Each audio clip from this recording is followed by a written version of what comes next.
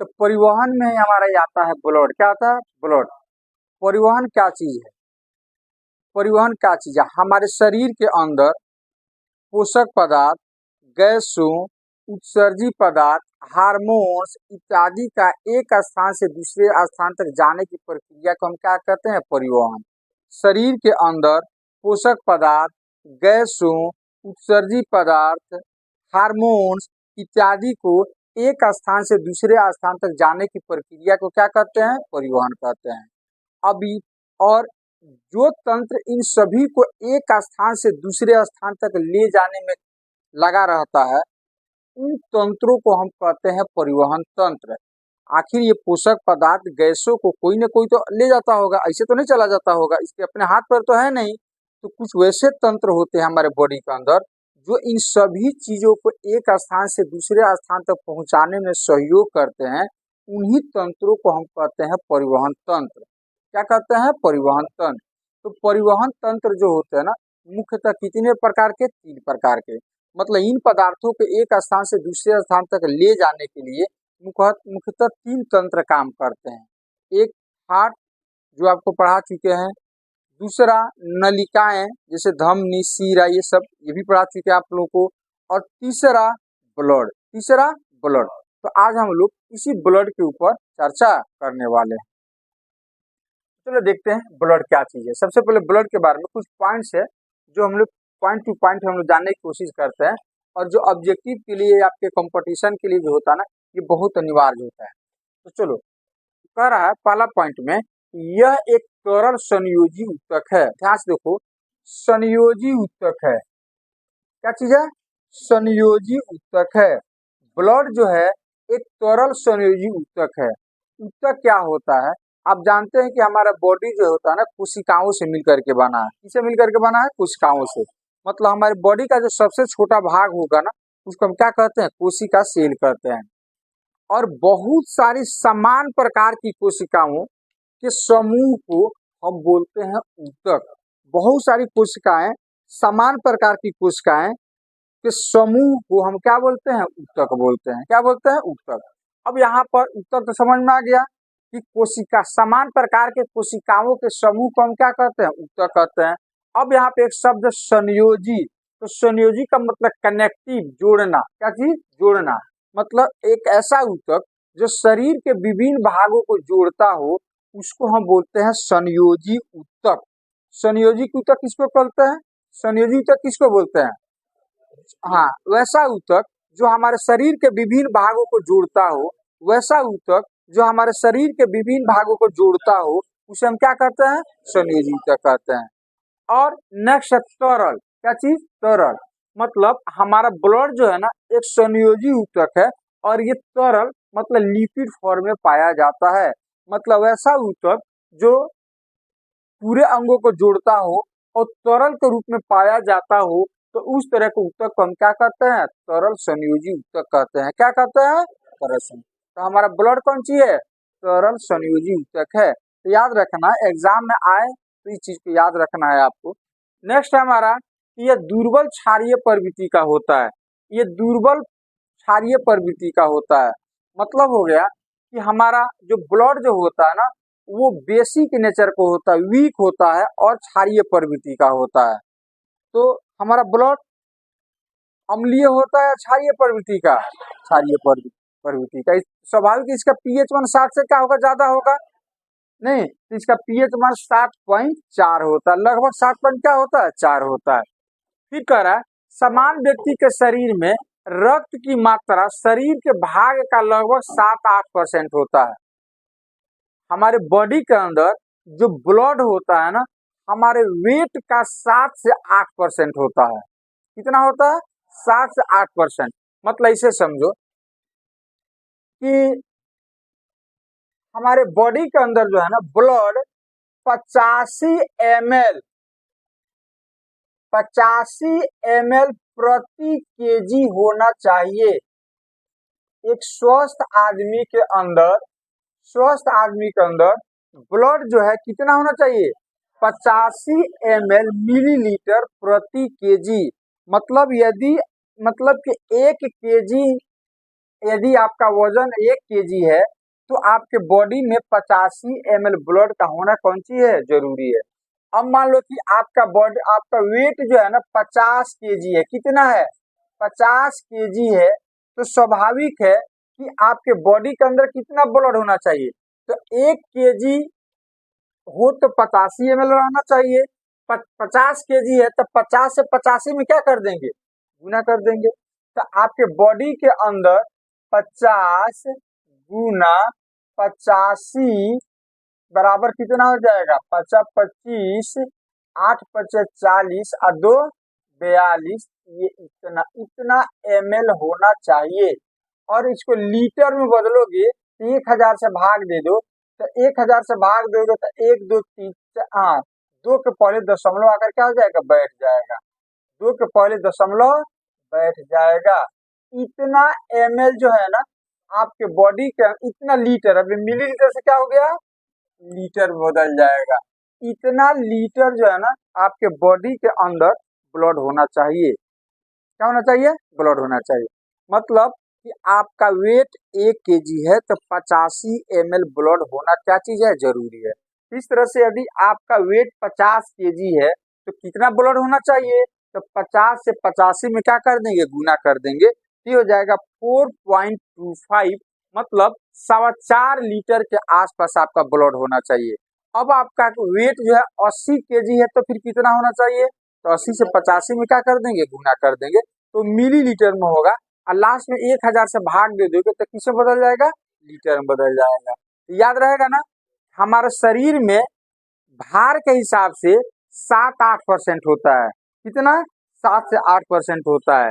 और इस तरह से हमारा अनुमानतः पर केजी 85 ml ब्लड का होना कौन सी है, जरूरी है। तो इस तरह से देखा गया कि एक स्वस्थ पुरुष के अंदर लगभग 5 से 6 लीटर ब्लड होता है, और औरत के अंदर जो होता है, लेडीज लोगों के अंदर 4 से 5 लीटर ब्लड होता है। एक स्वस्थ आदमी के अंदर कितना ब्लड होना जरूरी है, 5 से 6 लीटर का होना जरूरी है। और एक औरत के अंदर 4 से 5 लीटर ब्लड का होना जरूरी है। अब हम बात करते हैं हेमोग्लोबिन के नाम आपने सुना होगा, जो ब्लड में होता है। हेमोग्लोबिन के कारण ब्लड का रंग लाल होता है। आपका ब्लड जो होता है वो लाल होता है, इसके पीछे का रीजन जो होता है ना, ब्लड के अंदर जो होता है ना, हेमोग्लोबिन होता है, और उस हेमोग्लोबिन के कारण ही आपका ब्लड का दिखता है, लाल दिखता है। अब हेमोग्लोबिन जो होता है दो शब्द से मिलकर के बना होता है, हीमेटिन प्लस ग्लोबिन।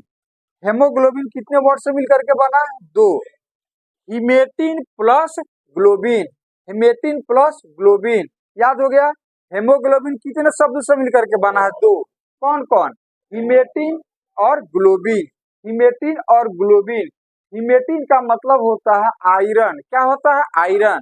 तो हेमोग्लोबिन के अंदर जो होता है आयरन, लोहा होता है, क्या होता है, लोहा। और ग्लोबिन का मतलब यह एक तरह का प्रोटीन है, क्या चीज है। तो हेमोग्लोबिन जो होता है, हेमोग्लोबिन जो होता है आयरन और प्रोटीन से मिलकर के बना होता है। किससे मिलकर के बना होता है, हमारा हेमोग्लोबिन में क्या चीज रहता है, आयरन होता है और प्रोटीन होता है, दो चीजों से मिलकर के बना होता है। तो आयरन जो होता है, आयरन की कमी से एनीमिया नामक बीमारी होता है। आयरन की कमी से क्या होता है, हाँ, और यही आयरन जो होता है ना आपके खून का रंग जो होता है ना लाल कर देता है। तो हमारा ब्लड किसके कारण लाल होता है, हेमोग्लोबिन। तो एक्चुअली हेमोग्लोबिन कितने चीजों से कितने शब्द से मिलकर बना है, दो, हीमेटिन और हीमेटिन और ग्लोबिन। हीमेटिन का मतलब क्या होता है, लोहा, आयरन, और ग्लोबिन का मतलब क्या होता है, प्रोटीन। मतलब हमारे हेमोग्लोबिन में क्या क्या चीज रहता है, लोहा और प्रोटीन, लोहा और प्रोटीन। लोहा क्या करता है, ब्लड को लाल कर देता है, आयरन क्या करता है, ब्लड को लाल कर देता है। और प्रोटीन जो होता है, प्रोटीन जो होता है, जो आप श्वसन क्रिया के दौरान जो ऑक्सीजन लेते हो, CO2 छोड़ते हो, ये प्रोटीन जो होता है ना, यही प्रोटीन ऑक्सीजन को लेकर के कोशिका तक जाता है और पुनः कोशिका से CO2 को लेकर के आता है। कौन, ग्लोबिन, जो हेमोग्लोबिन के अंदर रहता है। आपको हम बताए थे कि कुटिका के अंदर जो वायु होता है, तो वहां से विसरण के द्वारा वो आ जाता है ब्लड में, और हेमोग्लोबिन लेकर के उसको कोशिका तक चला जाता है। तो हेमोग्लोबिन में कौन लेकर के जाता है? ये लोहा लेकर के जाता है कि ये प्रोटीन लेकर के जाता है? प्रोटीन लेकर के जाता है। कौन लेकर के जाता है? प्रोटीन लेकर के जाता है। अब तो क्लियर हो गया। अच्छा, किसके कारण ब्लड लाल दिखता है? Fe के कारण। किसके कारण? Fe मतलब लोहे के कारण, आयरन के कारण। और आयरन की कमी हो जाता है, कौन सा बीमारी होता है? एनीमिया बीमारी होता है। कौन सा? एनीमिया नामक बीमारी होता है। नेक्स्ट, वयस्क व्यक्ति में रक्त का निर्माण अस्थि मज्जा में होता है। वयस्क मतलब एक वयस्क, एक क्या कहोगे इसको, एक एडल्ट व्यक्ति के जो ब्लड होता है ना, ब्लड जो होता है ना, उसका निर्माण अस्थि मज्जा बोन मैरो में होता है। तो आपसे कोई पूछे कि ब्लड का निर्माण खून कहाँ पर बनता है? कहाँ पर? अस्थि मज्जा बोन मैरो के अंदर बनता है। अब अस्थि मज्जा क्या चीज है? तो आप लोग मीट वगैरह खाते होइएगा तो उसमें जो हड्डी होता है, तो हड्डी के अंदर जाल के जैसा होता है वो, नहीं तो उसको हम क्या बोलते हैं? अस्थि मज्जा। क्या चीज? अस्थि मज्जा। मीट वगैरह खाते हो ना, तो खाते हो तो हड्डी को फोड़कर मतलब फेंक देते हो या उसको फोड़ करके खाते हो? फोड़ कर खाते हो। तो फोड़ कर खाते हो तो इसमें अजीब तरह का एक स्वाद आता है। तो वही स्वाद जो होता है ना, जिसको बोलते हैं अरे बहुत मजा आ गया खाने में, मतलब वो अस्थि मज्जा है। कौन सी है? अस्थि मज्जा। जो डायग्राम आप देख रहे हैं यहाँ पर, ये हड्डी हो गया, और हड्डी के अंदर जो हो गया ना, ये पीला रंग का या इस टाइप का देखो ना, हड्डी के अंदर रहता है, फोड़ते हैं तो इस टाइप का, तो इसी को हम बोलते हैं अस्थि मज्जा, या इसको बोलते हैं अस्थि। तो अस्थि मज्जा जो होता है आपका रेड भी हो सकता है और येलो कलर में भी हो सकता है। ये यहाँ पर देखो, यही आपका अस्थि मज्जा हो गया, ये चीजें हो गया अस्थि मज्जा। और इसी के अंदर जो होता है ना, आपका ब्लड का निर्माण होता है। इसके अंदर अस्थि मज्जा में ब्लड का निर्माण होता है। याद रहेगा। अब प्रश्न ये है कि जब जब माँ के पेट के अंदर बच्चा पलता है, तो बहुत छोटा हो, मतलब मान लो कि 5 माह का हो, 6 माह का हो, है कि नहीं? हम सब तो माँ के पेट से ही आए ना, आके ऊपर से आ गए हैं, अवतार तो नहीं है ना, नहीं है। तो जब हम लोग बहुत छोटे होंगे, माँ के पेट के अंदर बहुत छोटे होंगे, 5 माह 6 माह का होंगे, तो समझो कि उस टाइम में हड्डी गुड्डी नहीं होगा। हड्डी तो बाद में धीरे धीरे पार्ट्स बनता है। तो जब हड्डी नहीं होगा तो फिर ब्लड कहाँ बनता होगा? अब जब माँ के पेट के अंदर जब बच्चा रहता है ना, उसको बोला जाता है भ्रूण। क्या बोला जाता है? एम्ब्रियो बोला जाता है, भ्रूण बोला जाता है। तो भ्रूण में कहाँ ब्लड बनता है? याद रखना, लीवर में। क्योंकि कुछ हड्डी तो रहता नहीं उस टाइम में, अब ब्लड का बनना जरूरी है, तब तो उसे एनर्जी मिलेगा। तो इसीलिए तब कहाँ पर बनता है? लीवर में। याद रहेगा। एक वयस्क आदमी के बॉडी के अंदर ब्लड कहाँ पर बनता है? अस्थि मज्जा में, बोन मैरो में।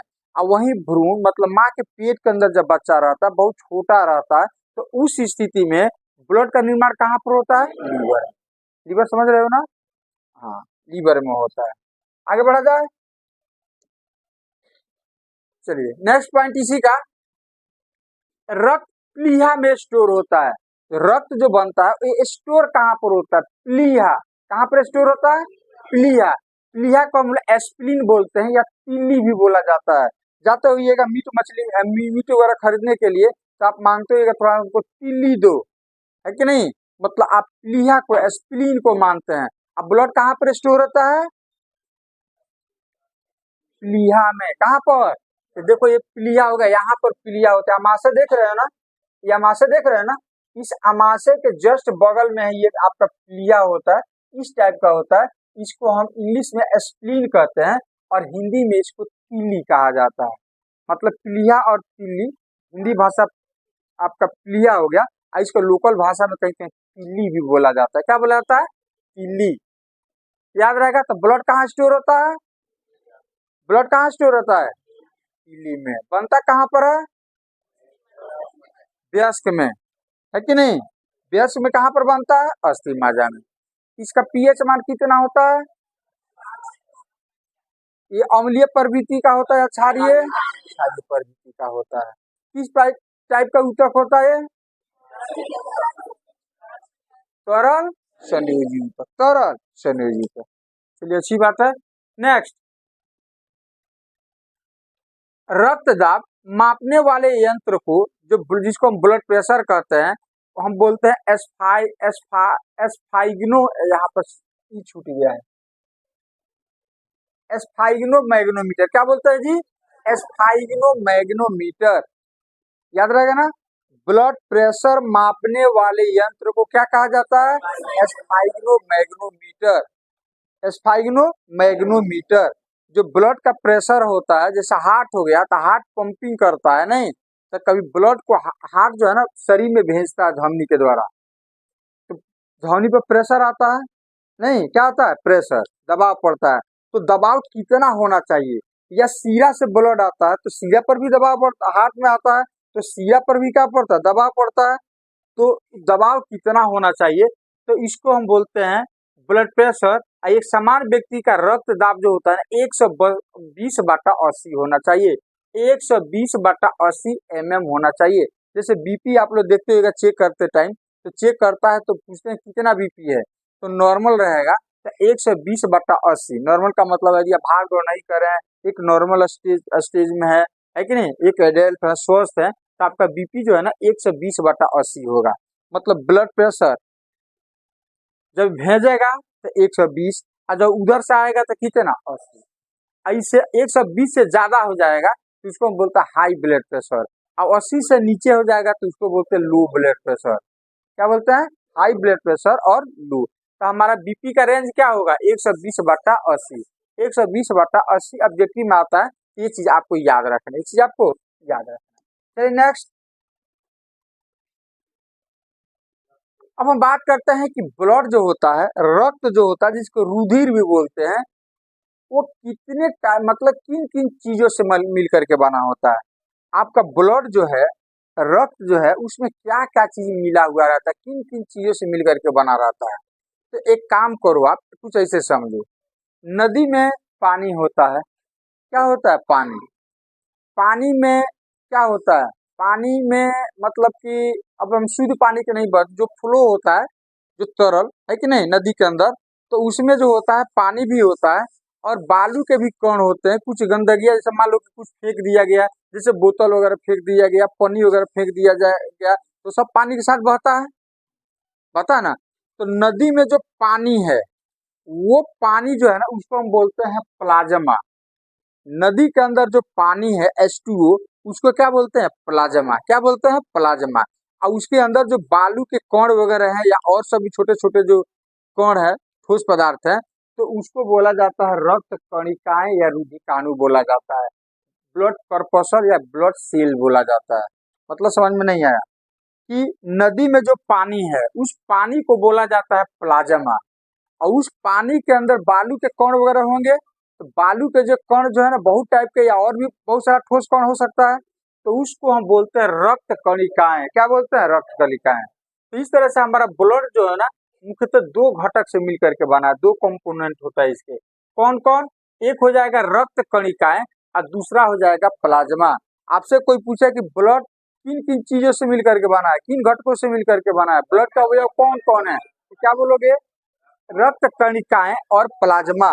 रक्त कणिकाएं और प्लाज्मा, रक्त कणिकाएं और प्लाज्मा, रक्त कणिकाएं और प्लाज्मा। प्लाज्मा जो होता है तरल, जैसे अभी हम समझाए कि पानी हो गया, अब पानी के अंदर बालू के कण वगैरह, ये हो जाएगा रक्त कणिकाएं, जिसको हम ब्लड कर्पोसल्स या ब्लड सेल्स भी कहा जाता है। अब वो रक्त कणिकाएं जो है ना, वो 3 टाइप के होते हैं। कितने टाइप के? मतलब ब्लड के अंदर जो ठोस के रूप में पाए जाते हैं, वो मुख्यतः कितने प्रकार के? 3 प्रकार के होते हैं। एक को बोला जाता है आरबीसी, दूसरे को डब्ल्यूबीसी और तीसरे को प्लेटलेट्स बोला जाता है। तो रक्त कणिका कितने टाइप के? 3। कौन कौन? RBC, WBC, platelet. RBC, WBC, platelet. रक्त कणिका कितने प्रकार का? 3 प्रकार का। कौन कौन? RBC, WBC, platelet. आरबीसी का फुल फॉर्म क्या हो जाएगा? रेड ब्लड कॉर्पोसल्स या सेल्स। कॉर्पोसल्स नहीं याद हो तो सेल बोल देना। आरबीसी का फुल फॉर्म क्या हो जाएगा? रेड ब्लड कॉर्पोसल्स या सेल, रेड ब्लड सेल, जिसको हिंदी में बोला जाता है लाल रक्त कणिकाएं। हिंदी में क्या बोला जाता है? लाल रक्त कणिकाएं। आरबीसी को रेड ब्लड सेल्स, हिंदी में क्या बोला जाता है? लाल रक्त कणिकाएं। आर से रेड, बी से ब्लड और सी से सेल या कर्पसल कणिकाएं, याद रहेगा। अच्छा, WBC white blood cell, white blood cell श्वेत रक्त कणिकाएं। अब प्लेटलेट्स इंग्लिश नाम, इसको हिंदी में बोला था रक्त बिंबाणु या पट्टिकाणु, या पट्टिकाणु, याद रहेगा। तो ठोस कणिकाएं कितने प्रकार का, 3, आरबीसी, WBC, प्लेटलेट्स। अब चलो एक एक चीज पर हम लोग फोकस करते हैं। आरबीसी को हम लोग, इसका वैज्ञानिक नाम क्या होता है कि नहीं, इसका नेचर क्या होता है, इसका कार्य क्या होता है, इन सभी चीजों पर फोकस करते हैं। तो आरबीसी का वैज्ञानिक नाम होता है इरिथ्रोसाइट। वैज्ञानिक नाम क्या होता है, इरिथ्रोसाइट। आरबीसी का वैज्ञानिक नाम क्या होता है, इरिथ्रोसाइट। आरबीसी का निर्माण जो होता है वो अस्थि मज्जा बोन मैरो में होता है। आरबीसी कहाँ पर बनता है, बोन मैरो अस्थि मज्जा में बनता है। अच्छा, और भ्रूण में कहाँ पर बनता है, लीवर में। भ्रूण में कहाँ पर बनता है, लीवर में बनता है। भ्रूण में कहाँ पर बनता है, लीवर में बनता है। इसका जीवन काल 120 दिन होता है, मतलब जब बनेगा तो इस 120 दिन के बाद ये डेड कर जाएगा, मर जाएगा। तो आरबीसी का जीवन काल कितने दिनों का होता है, 120 दिन। कहाँ बनता है, अस्थि मज्जा, और भ्रूण में कहाँ पर, लीवर में बनता है, ठीक है। अच्छा, इसका जीवन काल कितना है, 120 दिन होता है। इसकी मृत्यु प्लीहा में होती है। ये मरता कहाँ पर, 120 दिन के बाद तो डेड कर जाना इसको, तो कहाँ पर मरता है, प्लीहा में। इली जिसको एस्प्लीन कहा जाता है, एस्प्लीन में जाकर के मर जाता है, एस्प्लीन में जाकर के मर जाता है। एक बार डायग्राम हम आपको दिखा देते हैं, एक बार आरबीसी, WBC और इसको डायग्राम में दिखा देते हैं। ध्यान से देखो, ये आपका ब्लड वेसल्स हो गया, मन नलिकाएं हो गया, जिससे ब्लड आपका ब्लड जिसमें दौड़ता है, ठीक है। अच्छा, यहाँ पर देखो, ये वाला चीज जो देख रहे हो ना, ये है आपका आरबीसी। क्या चीज है, आरबीसी हो गया। अच्छा, उसके बाद WBC, तो ये वाला स्ट्रक्चर जो देख रहे हो ना, ये वाला इस टाइप का स्ट्रक्चर जो यहाँ है, यहाँ देख रहे हो ना, ये है आपका आरबीसी। ये ठोस कण है जो ब्लड के अंदर, WBC जो ठोस कण है जो ब्लड के अंदर आपके दौड़ रहे हैं, ब्लड के अंदर आपके दौड़ रहे हैं। तो ऐसे ब्लड चलेगा तो सब निकलता है उसमें से, दौड़ेगा। ये हो गया आपका, जो देख रहे इस टाइप का, उसको क्या बोलते हैं, आरबीसी। अच्छा, ये वाला जो देख रहे हैं कौन सी है, WBC है। WBC प्लेटलेट्स, तो प्लेटलेट्स यहाँ पर देखो, ये वाला चीज देख रहे हैं ना, ये क्या चीज है, प्लेटलेट्स है आपका। क्या चीज है, प्लेटलेट्स है। ये वाला देख रहे हैं ना, ये प्लेटलेट्स है। ये क्या चीज है, प्लेटलेट्स है। ये क्या चीज है, प्लेटलेट्स है। ये क्या चीज है, प्लेटलेट्स है। येलो कलर में देख रहे हो ना, ये येलो कलर में ये प्लाज्मा है। क्या चीज है, प्लाज्मा। अब इस चीज को यहाँ पर आप डिटेल से देखो, अब यहाँ पर आपको समझ में आ जाएगा। ये क्या चीज है, ये वाला आरबीसी है। अच्छा, ये क्या चीज है, और ये जो देख रहे ये क्या चीज है, येलो कलर का ये जो देख रहे कौन सी है, ये सभी चीजें मिल करके किसका निर्माण करता है, ब्लड का। ये सभी चीजें मिलकर किसका निर्माण करता है, ब्लड का। आगे बढ़े, चलिए। तो आरबीसी का मृत्यु कहाँ पर होता है, प्लीहा में। कहाँ पर होता है, प्लीहा में होता है। फिर कह रहे हैं यहाँ पर कि इसमें केंद्रक नहीं पाया जाता है। आरबीसी में केंद्रक नहीं पाया जाता है। आरबीसी में न्यूक्लियस नहीं पाया जाता है। स्वस्थ मानव में 40 से 55 लाख प्रति मिलीमीटर क्यूब आरबीसी का होना जरूरी है। एक स्वस्थ आदमी में आरबीसी कण की संख्या कितना होना चाहिए, 40 से 55 लाख प्रति मिलीमीटर क्यूब। 1 मिलीमीटर क्यूब में आरबीसी की संख्या 40 से 55 लाख होना चाहिए, तब जाकर के आप एक स्वस्थ आदमी की गिनती में आइएगा। पर सोते समय आरबीसी की संख्या 5% कम हो जाती है, और ऊंचाई पर जाने पर आरबीसी की संख्या 30% बढ़ जाती है। मतलब यदि आप सोते हो ना, तो आपके ब्लड के अंदर 5% जो है ना, आरबीसी कम हो जाएगा। तो सोचो कि ज्यादा सोओगे तो क्या हो जाएगा, नहीं। इसीलिए ज्यादा सोने वाला आदमी, व्यक्ति जो होता है, वो हमेशा सुस्त रहता है। क्या रहता है, सुस्त रहता है, क्योंकि उसके अंदर आरबीसी कम हो गया रहता है। तो आरबीसी जब कम हो जाएगा तो क्या करेगा, सोते रहेगा। क्या करेगा, वो सोते रहेगा। याद रहेगा ना। अच्छा, इसलिए ज्यादा सोना मत। कौन 10 घंटा सोता है, हाँ, तो 10 घंटा सोने वाला हमेशा सुस्त रहेगा। चलो, अब ऊंचाई पर जाने पर आरबीसी की संख्या क्या हो जाती है, 30% बढ़ जाती है, 30%। तो इसीलिए ऊंचाई पर जाने पर जो है ना 30% बढ़ जाता है, तो हाथ पैर में जो है ना चेकता चेकता जैसा, मतलब इस तरह से कुछ दाग के जैसा आ जाता है बॉडी के ऊपर। किसके कारण, आरबीसी की संख्या बढ़ जाती है, इसके कारण, इसके कारण। चलिए आगे बढ़ते हैं हम लोग। अब हम बात करते हैं डब्ल्यूबीसी, क्या चीज, डब्ल्यूबीसी, क्या चीज, डब्ल्यूबीसी। इसका वैज्ञानिक नाम है ल्यूकोसाइट, इसका वैज्ञानिक नाम है ल्यूकोसाइट। डब्ल्यूबीसी का निर्माण कहाँ पर होता है, अस्थि मज्जा। इसका भी निर्माण अस्थि मज्जा में होता है, बोन मैरो में ही होता है। मृत्यु कहाँ पर होता है, रक्त में। तो इसकी मृत्यु रक्त में, ब्लड में कहीं भी हो जाएगा, जबकि आरबीसी की मृत्यु कहाँ पर होता है, प्लीहा में। आरबीसी की मृत्यु, इसमें केंद्रक नहीं होता, इसमें केंद्रक पाया जाता है, इसमें केंद्रक नहीं होता, इसमें केंद्रक क्या होता है, पाया जाता है, इसमें केंद्रक पाया जाता है। इसका जीवन काल कितना होता है, इसका जीवन काल लगभग 4 दिन होता है, हालांकि ज्यादा भी हो जाएगा, क्योंकि डब्ल्यूबीसी का बहुत टाइप्स होता है, तो कुछ जल्दी ही डेड कर जाते हैं और कुछ जो है महीनों तक जिंदा रहते हैं। इसीलिए इसका कोई एवरेज नहीं है कि कितना दिन तक जिंदा रहता है, तो फिर भी आप एक अंदाजन एक 4 दिन तक याद रखिए, कितना दिन तक, 4 दिन तक याद रखिएगा। इसका जीवन काल लगभग कितना दिन होता है, 4 दिन तक। अच्छा, संख्या कितना होता है इसका, 8,000 से 10,000 प्रति मिलीमीटर की। तो देखो आरबीसी की संख्या कितना, 40 से 55 लाख, इसकी संख्या कितना, 8,000 से 10,000 प्रति मिलीमीटर की डब्ल्यूबीसी का होना चाहिए। अच्छा, अब इसका देख लेते हैं कुछ कार्य वगैरह। ये क्या करता है, डब्ल्यूबीसी जो होता है ना, वो प्रतिरोधक क्षमता बढ़ाता है। क्या करता है, प्रतिरोधक क्षमता बढ़ाता है, जिसको हम बोलते हैं इम्यूनिटी। क्या बोलते हैं, इम्यूनिटी बढ़ाता है।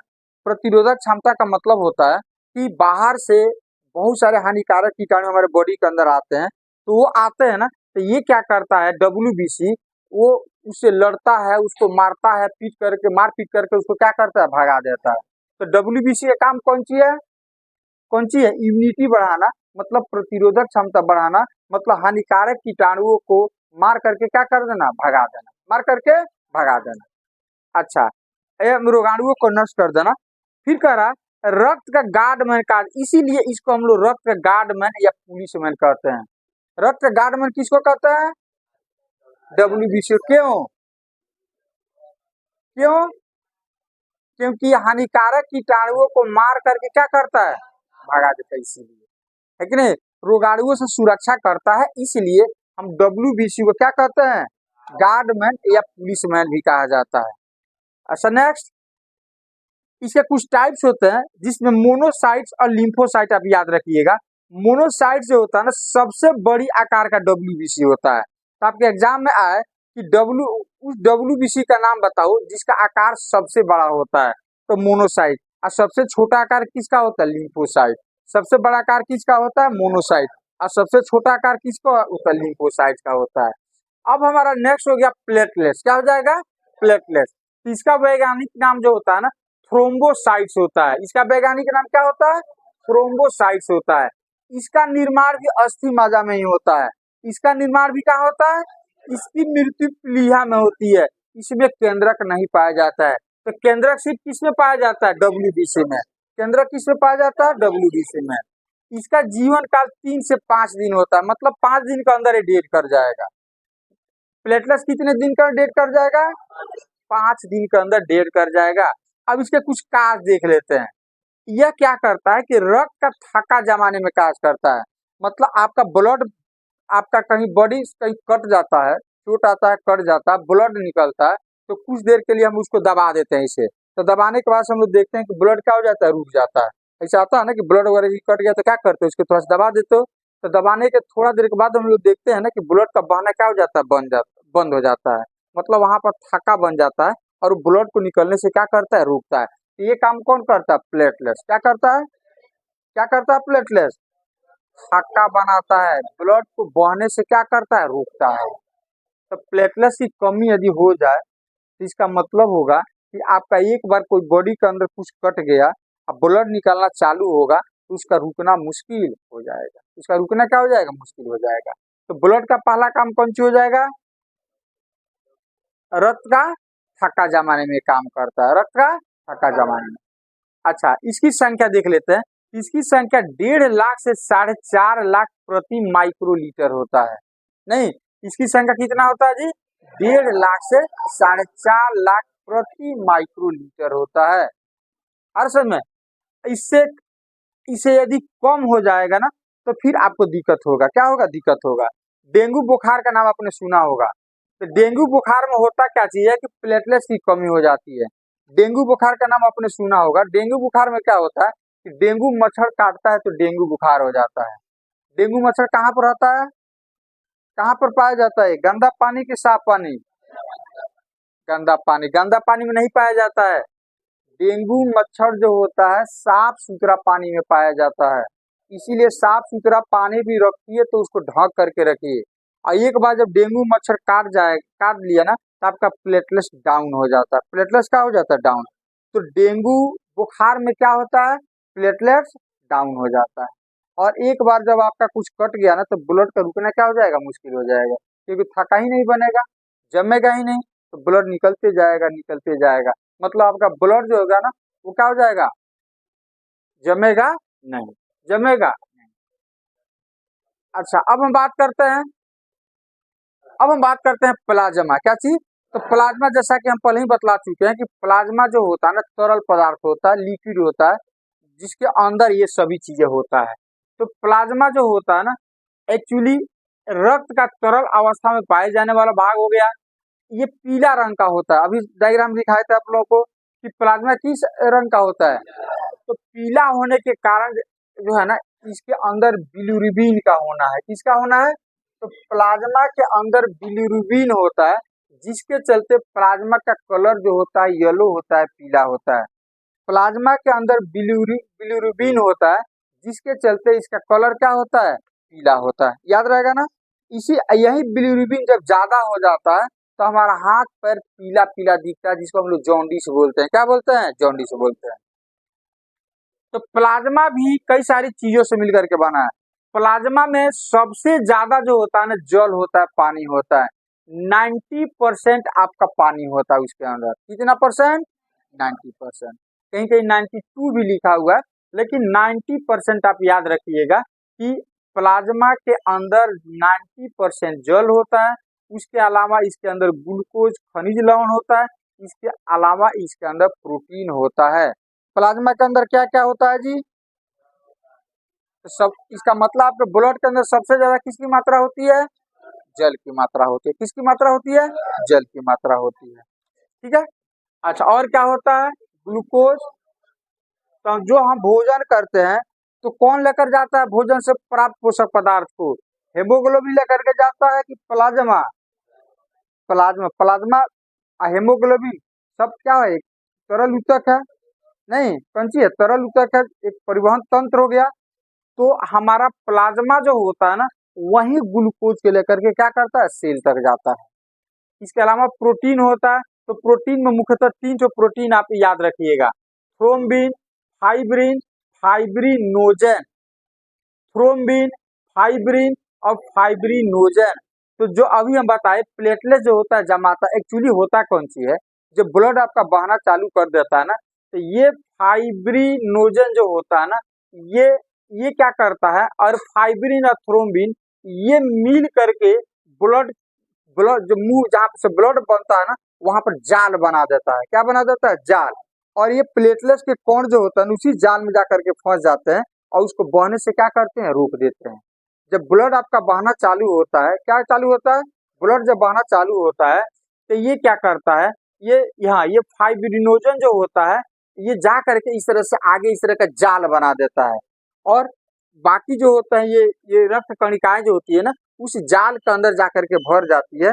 अब इधर से जो आप बाकी जो ब्लड आपका जाता है ना तो आगे की तरफ बह नहीं पाता है, बह नहीं पाता है। तो फाइब्रिनोजन क्या करता है, ये तीनों मिलकर क्या बनाते हैं, जाल। और उस जाल के अंदर प्लेटलेट्स के कण जाकर के फंस जाते हैं और आगे का बहना क्या हो जाता है, बंद हो जाता है, आगे का बहना बंद हो जाता है। अब देख लेते हैं कि प्लाज्मा का कार्य क्या होता है। प्रोटीन एवं अन्य पदार्थों का परिवहन, प्रोटीन, ग्लूकोज, इन सभी चीजों को एक स्थान से दूसरे स्थान तक लेकर जाता है। कौन? तो आपका प्लाज्मा हो गया। रक्त में पीएच के मान को संतुलित करता है। ये प्लाज्मा जो होता है ना, आपके ब्लड के अंदर पीएच के मान को बैलेंस करता है। रक्त का थक्का जमाने में कार्य करता है। ग्लूकोज को बाकी अंगों तक पहुंचाता है, जो आपको पहले ही बतला चुके हैं। ठीक है, तो ये हो गया हमारा रक्त के घटक और उनके मुख्यतः कार्य हो गया। अब एक चीज का नाम आपने सुना होगा, सीरम। क्या चीज? सीरम। तो सीरम क्या होता है? जैसे मान लो आपका शुगर चेक करना है और बहुत सारा जो जो टेस्ट होता है ना, उसमें सीरम का यूज होता है। तो सीरम में क्या किया जाता है? जो प्लाज्मा के अंदर फाइब्रिनोजन, जमने वाला जो पदार्थ होता है ना, उसको हटा दिया जाता है। तो जो बचता है उसी को हम क्या बोलते हैं? सीरम बोलते हैं। प्लाज्मा के अंदर जो जमने वाला पदार्थ फाइब्रिनोजन होता है, उसको ब्लड से यदि हटा दिया जाए तो जो बचेगा उसको हम क्या कहते हैं? सीरम बोलते हैं। क्या बोलते हैं? सीरम बोलते हैं। एक आता है आप लोगों को लिम्फ या लसिका। क्या आता है? लिम्फ या लसिका। लिम्फ या लसिका। तो लसिका क्या होता है कि आप लोग अक्सर देखते होइएगा कि हमारा हाथ पैर में थोड़ा सा हल्का सा स्क्रैच आ जाता है तो पानी के जैसा हल्का येलो कलर में चिपचिपा पदार्थ निकलता है।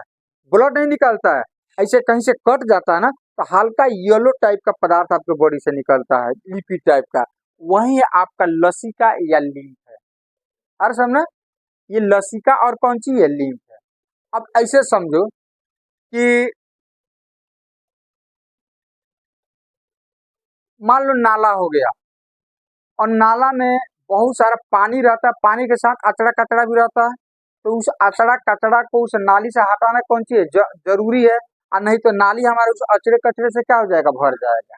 उसी तरह से जब हमारा ब्लड के जो नलिकाएं हैं, और नलिकाएं के अंदर जब ब्लड जब चलता है ना, तो उसके अंदर भी बहुत सारे अचड़ा कचड़ा जगह जगह स्टोर हो जाते हैं। तो वही अचड़ा कचड़ा जो होता है ना, उन नलिकाओं से बाहर निकलता है। अब बाहर निकलता है तो जिसको हम क्या बोलते हैं? लसिका या लीफ कहा जाता है। और ये लसिका और लीफ में मुख्यतः प्रोटीन वगैरह होता है। क्या होता है? प्रोटीन वगैरह होता है। और इसके बहने के लिए अलग से नलिकाएं होती है, जिसको लसिका ग्रंथि कहते हैं। क्या कहते हैं? लसिका ग्रंथि कहते हैं। लसिका ग्रंथि कहते हैं। और ये जो होता है ना, जैसे ब्लड हो गया हमारा, तो वो हार्ट से कोशिका की तरफ जाता है और कोशिका से फिर हार्ट की तरफ आता है।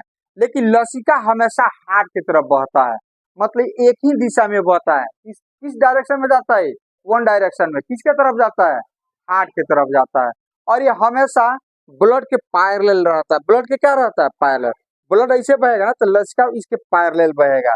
लेकिन ब्लड में क्या होता है कि कभी वो कोशिका की तरफ जाएगा हार्ट से, और कोशिका से हार्ट में आएगा। लेकिन इसका वन डायरेक्शन होता है। ये लसिका हमेशा हार्ट की तरफ फ्लो करता है, हार्ट की तरफ फ्लो करता है। याद रहेगा इतना। अब यहाँ पर कुछ ऐसे आप याद रखना प्लेटलेट्स के बारे में। थोड़ा सा प्लेटलेट्स के बारे में आपको हिंट दे देते हैं। प्लेटलेट्स जो होता है ना, अभी हम जैसे बताए इम्यूनिटी। क्या चीज? इम्यूनिटी। अभी आपका कोरोना काल आया हुआ था, तो हम लोग बार बार कहते इम्यूनिटी बढ़ाओ, इम्यूनिटी बढ़ाओ, ये खाओ वो खाओ, इम्यूनिटी बढ़ेगा नहीं तो कोरोना पकड़ लेगा, ऐसे ना बोलते थे हम लोग। तो इम्यूनिटी का मतलब हो गया कि प्रतिरोधक क्षमता बढ़ाओ। प्रतिरोधक क्षमता का मतलब WBC बढ़ाओ। WBC बढ़ाओ। तो होता क्या चीज है कि आपका इम्यूनिटी जो होता है ना, प्रतिरोधक क्षमता, इम्यूनिटी क्या करता है? वो बीमारियों को, बाहर से जो रोग आता है ना, तो उस रोग को पहचानने का काम करता है। इम्यूनिटी क्या क्या करता है? जो बाहर से हानिकारक कीटाणु आते हैं ना, तो जल्दी से उसको पहचान लेता है। और पहचान लेता है ना, तो वो मैसेज देता है लिम्फोसाइट को। तो लिम्फोसाइट क्या करता है? ये लिम्फोसाइट कि उस रोगाणु, हानिकारक कीटाणुओं को मारता है, पीटता है और मार देता है उसको डेड कर देता है उसको। पहला क्या चीज? इम्यूनिटी। इम्यूनिटी का काम कौन सी है? वो जितने भी हानिकारक कीटाणु आते हैं उसको पहचानना। उसका काम ये पहचान लेना। अब पहचान करके वो मैसेज देता है लिम्फोसाइट को कि देखो अब हानिकारक कीटाणु बॉडी के अंदर प्रवेश कर गए, अब तुम अपना काम करो। ये है बॉडी बिल्डर, ये मारता है ढिचुम ढिचुम। क्या करता है, डिच्यून डिच्यून, लिम्फोसाइट मार करके उसको खत्म कर दिया। अब ये बोलता है मोनोसाइट का कि चलो हम मार दिए, तू खा पी करके खत्म कर दो। तो ये मारता है, रोगों को नष्ट करता है। ये मोनोसाइट जो जो मर जाता है, सेल जो मर जाता है, हानिकारक कीटाणु जो मर जाते हैं, उसको खा पी करके खत्म कर देता है। नहीं खाएगा तो बॉडी के अंदर सड़ जाएगा, वो बॉडी के अंदर क्या हो जाएगा, सड़ जाएगा। तो इम्यूनिटी का काम कौन सी है, मैसेज देना, सूचना देना कि हाँ देखो ये हानिकारक बैक्टीरिया आ रहा है। लिम्फोसाइट क्या करता है, मारेगा, और मोनोसाइट उसको खत्म कर देगा, खा पी करके क्या कर देगा, खत्म।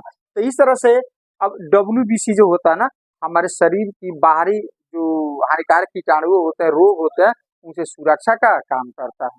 अब आपका अब आपको हमेशा नींद आता है, पढ़ाई में मन नहीं लगता, हमेशा मियाज आपका कुछ ऐसे रहता है, लगता है कि मरेला सड़ेला के जैसा रहते हो, तो समझ जाना कि इसमें कहीं ना कहीं WBC, RBC और प्लेटलेट्स की आपके अंदर कमी हो सकता है।